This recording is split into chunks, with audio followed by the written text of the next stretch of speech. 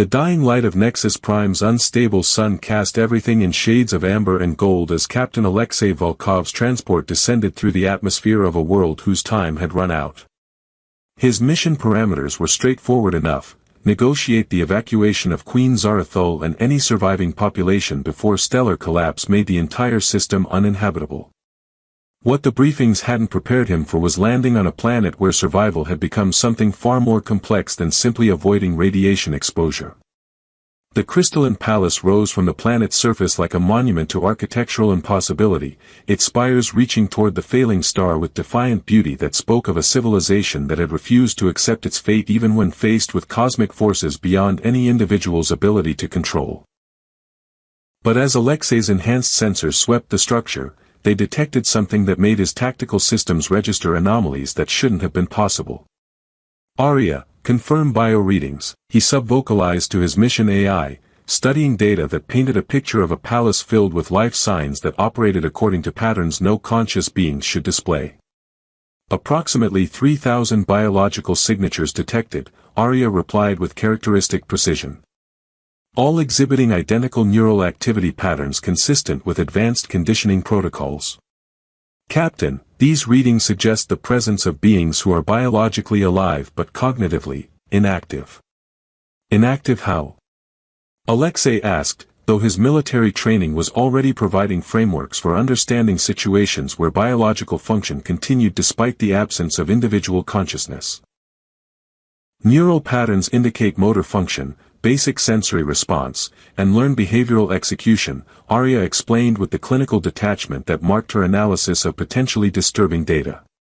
"However, readings show no evidence of creative thought, emotional processing, or individual decision-making capabilities." Alexei felt cold certainty settling in his stomach as he grasped the implications of what his sensors were detecting. The palace wasn't filled with survivors waiting for evacuation. It was populated by beings who retained biological life while lacking everything that made existence meaningful. The royal guards who met him at the palace entrance moved with mechanical precision that confirmed his worst suspicions. They responded to his diplomatic credentials with perfect protocol compliance while showing no trace of curiosity, personality, or individual awareness that should have marked conscious beings encountering their first human visitor. "Her Majesty Queen Zarathul will receive you in the throne chamber of eternal wisdom," announced the guard captain, his words carrying the practiced formality of someone following predetermined scripts rather than engaging in authentic communication. Alexei followed the escort through corridors that should have bustled with the activity of a functioning civilization but instead displayed the eerie efficiency of beings performing complex tasks without any apparent understanding of their purpose or significance. Courtiers arranged themselves in elaborate patterns that spoke of advanced social protocols maintained through conditioning rather than conscious choice, while servants executed their duties with precision that suggested they had been reduced to organic automation. The throne chamber opened before him like a cathedral dedicated to the worship of authority that no longer served any meaningful purpose. Queen Zarathul sat upon a golden throne that seemed to grow from the floor like living architecture, her presence commanding despite the obvious futility of ruling subjects who lacked the consciousness to understand what governance was supposed to represent. She possessed the ethereal beauty that marked her species, elongated ears adorned with ceremonial jewelry that caught the dying light and transformed it into patterns that suggested meaning beyond mere decoration, golden skin that seemed to hold inner luminescence despite the obvious exhaustion that marked someone carrying impossible burdens, and violet eyes that held depths of grief that transcended personal loss to encompass the destruction of everything she had been raised to protect. "Captain Volkov," she said, her voice carrying harmonics that spoke of someone maintaining royal protocols despite their obvious meaninglessness, "you come offering evacuation from a dying world." "Your Majesty," Alexei replied, using diplomatic protocols that felt inadequate for addressing someone whose situation transcended normal categories of political crisis. "The Terran Federation stands ready to provide transportation and resettlement assistance for your people before stellar collapse makes this system uninhabitable." "My people," Queen Zarathul repeated, her gaze moving across the assembled courtiers who maintained perfect stillness while showing no signs of understanding the conversation taking place in their presence. "Tell me, Captain, what do you see when you observe my subjects?" Alexei studied the beings arranged throughout the throne chamber, his enhanced vision detecting the subtle signs that marked their condition, perfect posture maintained without conscious effort, responses that came too quickly to involve actual thought, eyes that focused on nothing despite tracking movement with mechanical precision. I see individuals who appear to be suffering from some form of neural conditioning that has suppressed their cognitive functions while maintaining basic biological processes, he said carefully, recognizing that his assessment would carry implications that extended far beyond medical diagnosis. Neural conditioning, the Queen said with bitter humor that spoke of someone who had spent years seeking explanations for circumstances that defied rational understanding. A diplomatic way of describing what my people have become since the plague began claiming consciousness while leaving bodies intact. Plague, Alexei repeated, understanding beginning to dawn as he grasped the true scope of what had befallen this civilization. It targets the neural pathways responsible for individual thought while preserving everything necessary for biological survival and behavioral compliance, Queen Zarathul explained, her harmonics carrying pain that spoke of watching billions of beings die while retaining the ability to follow orders. My subjects can execute complex tasks, respond to commands, and maintain all the forms of civilized behavior, but they no longer possess the awareness to understand why such activities matter. Through the throne chamber's transparent walls, Alexei could see the sprawling capital city of a civilization that had achieved remarkable technological and artistic accomplishments before being reduced to elaborate theater performed by beings who lacked the consciousness to appreciate what their activities were supposed to represent. How many survived, he asked, though something in the Queen's expression suggested the answer would reveal the full tragedy of her situation. Survived? Queen Zarathul's laugh held no humor. They all survived, Captain. Every single one of my people continues to eat, sleep, work, and respond to royal decrees with perfect obedience. The plague killed nothing except the consciousness that made such survival meaningful. And you remain unaffected, Alexei observed, noting that she alone among the beings he had encountered displayed the spark of individual awareness that marked conscious existence. I remain to rule over the living dead, she corrected, her violet eyes meeting his with intensity that seemed to bridge the gap between species through shared recognition of impossible burdens. To maintain royal protocols for beings who no longer possess the capability to understand what such ceremonies are supposed to accomplish. As evening settled over the dying world, painting the crystalline palace in colors that seemed to capture the last light of a failing star, Alexei realized that his evacuation mission had evolved into something far more complex than routine diplomatic work. He was witnessing the final act of a tragedy that had transformed an entire civilization into organic machinery that maintained the forms of consciousness while lacking its essential substance. Your Majesty, he said quietly, continuing to rule beings who cannot understand the meaning of governance serves no one's interests, not theirs, and certainly not yours. Queen Zarathul's response came not in words but in color patterns that cycled across her golden skin, expressions of grief, exhaustion, and something that might have been relief at finally hearing someone acknowledge the futility of her continued attempts to preserve authority over subjects who lacked the awareness to benefit from her leadership. The days that followed Alexei's arrival became an education in the sophisticated nature of the tragedy that had befallen Queen Zarathul's civilization. He observed court sessions where she issued proclamations to subjects who responded with perfect mechanical obedience while showing no trace of understanding or engagement, their compliance so complete it became a form of elaborate performance art conducted for an audience incapable of appreciating its significance. Today we shall address the agricultural yields from the eastern provinces, Queen Zarathul announced during the morning assembly, her voice carrying the practiced authority of someone who had been maintaining such rituals long past their point of meaningful purpose. Around the throne chamber, courtiers arranged themselves in patterns that spoke of advanced social protocols developed over millennia of civilized interaction. But their movements carried the precise timing of clockwork rather than the natural variation that marked conscious beings making individual choices about how to respond to royal pronouncements. The harvest data indicates optimal production levels, reported the Minister of Agriculture, his words delivered with perfect pronunciation despite obvious lack of comprehension regarding what agricultural policy was supposed to accomplish for beings who no longer possessed the awareness to understand concepts like planning, resource allocation, or collective welfare. Alexei watched the proceedings with growing understanding of why Queen Zarathol's initial response to evacuation offers had been reluctance that transcended political calculation into the realm of psychological necessity. Abandoning the elaborate ceremonies that defined her royal responsibilities would mean accepting that her people were truly gone rather than simply transformed by circumstances that might somehow be reversed through continued dedication to their welfare. "Your Majesty," he said during a private audience conducted in her personal chambers, where the absence of courtiers made conversation possible without the performance pressure that marked public sessions, "maintaining governmental functions for beings who cannot understand their purpose serves neither their interests nor your own psychological health." "And what would you have me do?" Queen Zarathol asked, her violet eyes reflecting exhaustion that went beyond physical fatigue into territory that marked someone carrying burdens that exceeded any individual's capacity for sustainable endurance.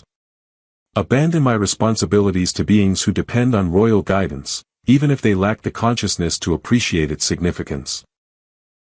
I would have you recognize that leadership without conscious followers is not governance but elaborate self-deception," Alexei replied gently, his diplomatic training providing frameworks for addressing grief that had been prolonged far beyond healthy processing into the realm of pathological denial.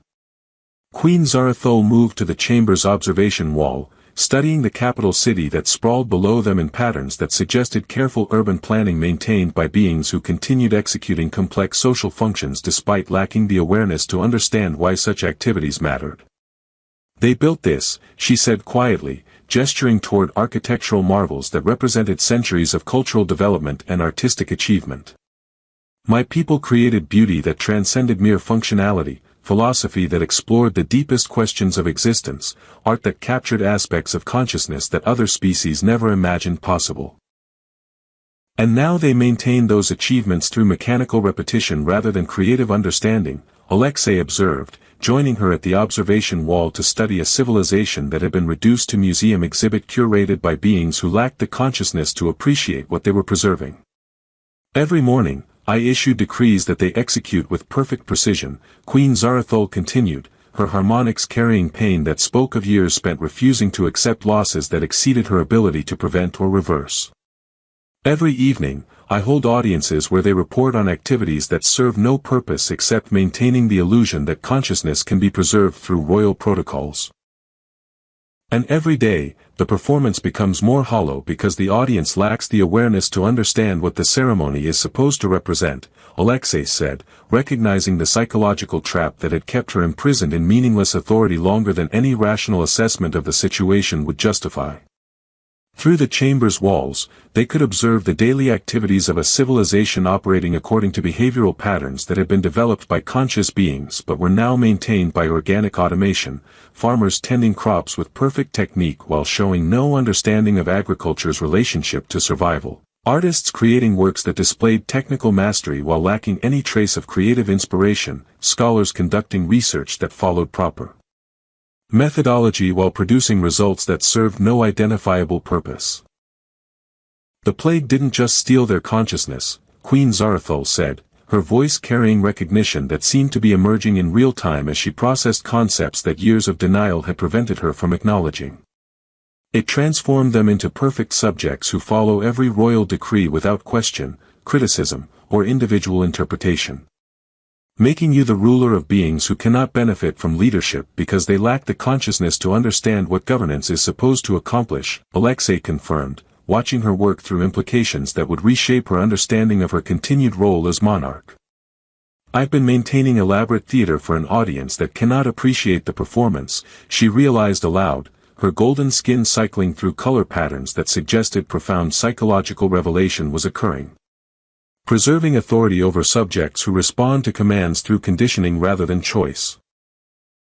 And in doing so, perpetuating their condition rather than honoring what they once represented as conscious beings," Alexei added, recognizing that she was approaching the kind of understanding that would make change possible despite years of psychological investment in maintaining impossible circumstances. Queen Zarathol was quiet for several minutes, her expression cycling through emotions that marked someone reassessing fundamental assumptions about responsibility, leadership, and the difference between preserving life and honoring consciousness. "What becomes of a ruler whose subjects no longer possess the awareness to benefit from governance?" she asked, though her tone suggested the question was directed more toward herself than toward him. Perhaps, Alexei said carefully, she stops being a ruler and becomes something else. Someone who chooses new forms of connection that serve consciousness rather than maintaining authority over beings who lack the awareness to appreciate what leadership is supposed to accomplish. As evening approached and a dying sun painted the crystalline palace in colors that seemed to capture the spectrum of endings and transformations, Queen Zarathul stood silently processing possibilities that would require her to abandon everything she had been raised to believe about duty, responsibility, and the obligations that royal birth imposed upon those chosen to serve others' welfare. "Captain Volkov," she said finally, her harmonics carrying certainty that spoke of decisions being made in real time, "tomorrow I want you to observe the morning court session one final time.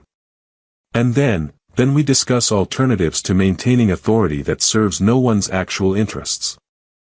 The final court session unfolded with the same mechanical precision that had marked every royal ceremony since the plague had transformed Queen Zarathul's subjects from conscious beings into organic automation capable of perfect compliance but incapable of understanding why such compliance mattered. Alexei watched from the chamber's perimeter as she conducted what he now recognized as elaborate performance art for an audience that lacked the consciousness to appreciate its significance. "Today we commemorate the Festival of Collective Wisdom," Queen Zarathul announced, her voice carrying practiced authority despite the obvious futility of celebrating intellectual achievement with beings who no longer possessed the capability for individual thought. "Let us honor the philosophical traditions that have guided our people through millennia of growth and discovery." Around the throne chamber, courtiers responded with perfect ceremonial precision. Bowing at precisely timed intervals, reciting traditional phrases with flawless pronunciation, arranging themselves in patterns that spoke of cultural sophistication maintained through behavioral conditioning rather than conscious appreciation of its meaning. "We acknowledge the wisdom of our ancestors," they responded in perfect unison, their voices carrying harmonics that suggested the words had been practiced thousands of times without any understanding of the concepts they were supposed to represent. Alexei observed Queen Zarathul's expression as she witnessed her subjects performing rituals that celebrated consciousness while demonstrating its complete absence, ceremonies that honored individual creativity conducted by beings who had been reduced to organic machinery incapable of generating original thoughts or responses.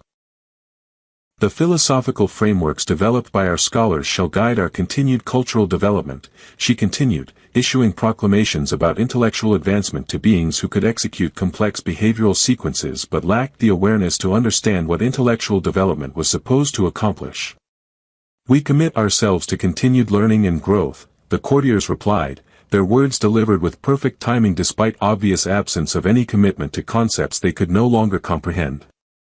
As the ceremony progressed through its predetermined sequence of royal pronouncements and collective responses, Alexei watched Queen Zarathul's composure begin to crack as she finally allowed herself to see what her continued rule had become, elaborate theater that dishonored both her own leadership capabilities and the memory of what her subjects had once represented as conscious beings. "The artistic achievements of our people demonstrate the power of consciousness to create beauty that transcends mere functionality," she said, her voice beginning to carry harmonics that suggested she was processing the cruel irony of celebrating consciousness with beings who no longer possessed it. "We dedicate ourselves to continued artistic expression," came the mechanical response from subjects who could execute technical procedures with perfect precision while lacking any trace of the creative inspiration that had once made their civilization legendary for cultural achievement. "The scientific investigations conducted by our researchers expand understanding of reality's fundamental principles," Queen Zarathul continued, but Alexei could see her beginning to falter as she confronted the meaninglessness of discussing scientific advancement with beings who could follow research protocols without understanding what scientific investigation was supposed to accomplish. "We commit ourselves to continued exploration of truth," the courtiers responded, their words carrying no trace of the curiosity, skepticism, or intellectual courage that made genuine scientific inquiry possible. The moment of recognition arrived when Queen Zarathul attempted to conduct the ceremony's traditional conclusion, a period of open discussion where subjects could share individual insights about the philosophical concepts that had been addressed during the formal session. Her invitation for personal reflection was met with absolute silence from beings who possessed no individual perspectives to share, no personal insights to contribute, no consciousness capable of engaging with concepts beyond predetermined responses to specific verbal cues. "Share with us your thoughts on how these principles apply to your own experience of consciousness," she said, her voice beginning to break as she offered opportunities for intellectual engagement to subjects who lacked the awareness to understand what intellectual engagement meant. The silence stretched for geological ages, broken only by the mechanical sounds of beings who maintained perfect posture while waiting for specific commands that would trigger predetermined behavioral responses. No curiosity, no questions, no individual personalities emerging to engage with philosophical concepts that had once sparked the kind of creative thinking that built civilizations. "Your personal insights regarding the nature of wisdom and its application to daily existence," Queen Zarathul tried again, desperation beginning to color her harmonics as she confronted the absolute absence of individual consciousness among beings who had once represented the finest intellectual achievements of their species. More silence. More mechanical precision. More perfect compliance with behavioral protocols combined with complete absence of the consciousness that made such protocols meaningful rather than empty theater conducted for an audience incapable of appreciation. "Tell me," she whispered, her royal composure finally cracking completely, "what you think about anything at all." Nothing. Perfect stillness from beings who could execute complex tasks but lacked the awareness to understand what thinking was supposed to accomplish, subjects who could follow royal commands with flawless precision while possessing no individual thoughts to share when invited to do so. Alexei watched Queen Zarathul's transformation from monarch desperately maintaining illusions to someone finally accepting truths too painful to acknowledge during years of psychological denial. Her subjects weren't temporarily incapacitated. They were gone, replaced by organic machinery that maintained the forms of consciousness while lacking its essential substance. "I'm done," she said quietly, her words carrying finality that seemed to resonate through the throne chamber's crystalline structure. "I'm done ruling the dead." She stood from the golden throne that had been occupied by her bloodline for millennia, her movements carrying new purpose that spoke of someone who had finally found the courage to choose truth over comforting illusion. "Your Majesty," Alexei said carefully, recognizing that whatever decision she was making would transform both their lives in ways that neither had anticipated when he arrived to conduct routine evacuation negotiations. "Not Majesty," she corrected, her violet eyes meeting his with intensity that seemed to bridge every gap between their different origins. "Not anymore. I refuse to maintain authority over beings who lack the consciousness to benefit from leadership."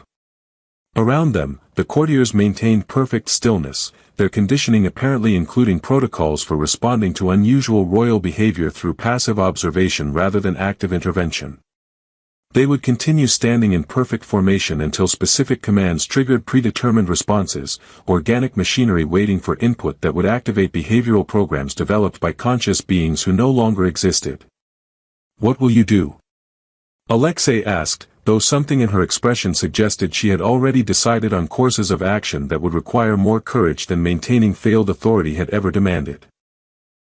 "I'm going to honor what my people once represented by refusing to perpetuate the mockery their condition has become," Queen Zarathul said, moving toward the chamber's central brazier where ceremonial fires burned to mark important state occasions. "And then?" Alexei pressed, recognizing that she was approaching decisions that would reshape not just her own identity but the possibilities for whatever relationship was developing between them. "Then," she said, reaching for the ceremonial torch that had been used to mark the beginning and end of royal ceremonies for generations, "I'm going to ask if you meant what you said about alternatives to maintaining authority that serves no one's actual interests." As she moved toward the golden throne with fire in her hands and determination in her violet eyes, Alexei realized that what had begun as routine evacuation diplomacy was about to become something far more significant. The destruction of meaningless power in favor of possibilities that neither of them had names for yet.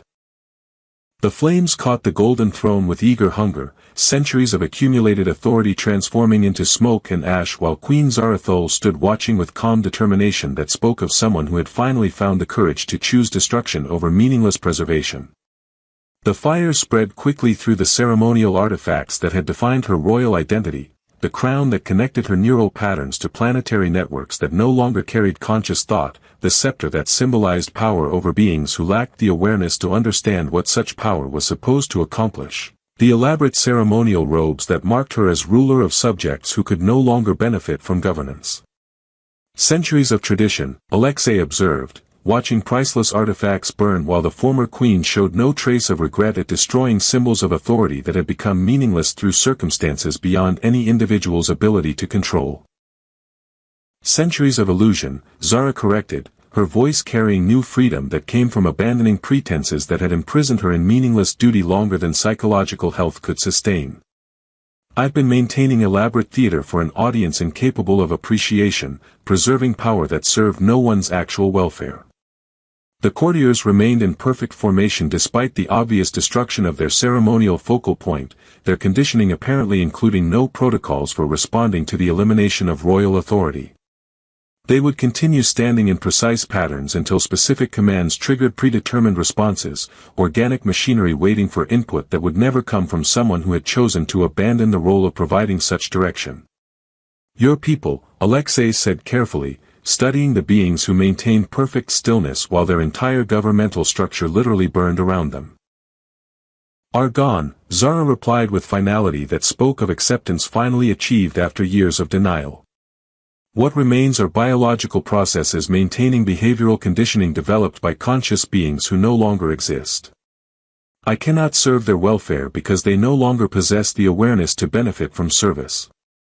The fire spread beyond the throne to encompass the chamber's ceremonial elements, tapestries that depicted the philosophical achievements of her civilization, sculptures that represented artistic traditions developed over millennia of cultural growth, architectural elements that had been designed to inspire consciousness that was no longer present to appreciate their significance.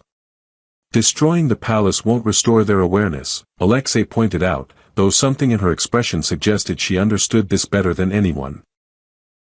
But it will stop the mockery their condition has become, Zara said, her golden skin displaying color patterns that suggested profound relief at finally taking action that honored what her people had represented rather than perpetuating the hollow simulation their existence had become. I refuse to continue ceremonies that dishonor both their memory and the concept of conscious leadership.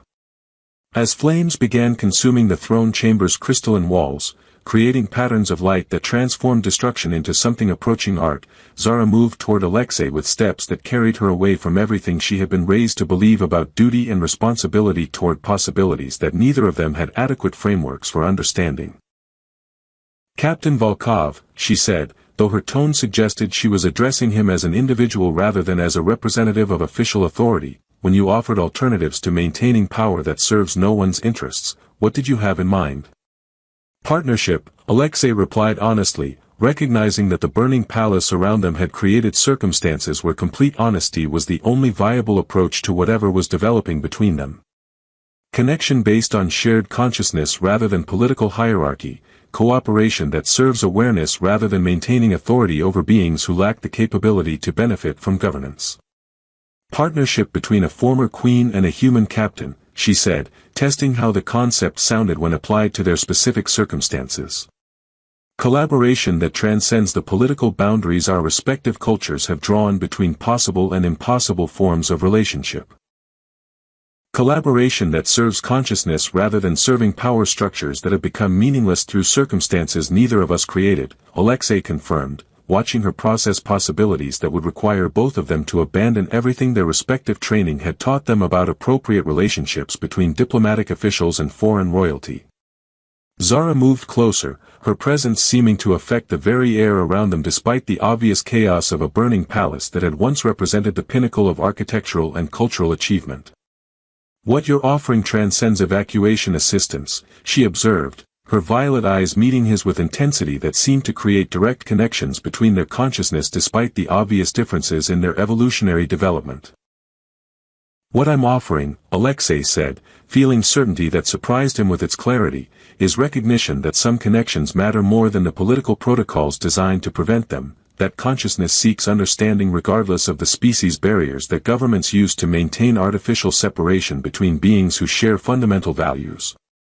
The fire had spread throughout the throne chamber, consuming centuries of accumulated royal tradition while creating light patterns that seemed to celebrate transformation rather than simply marking destruction.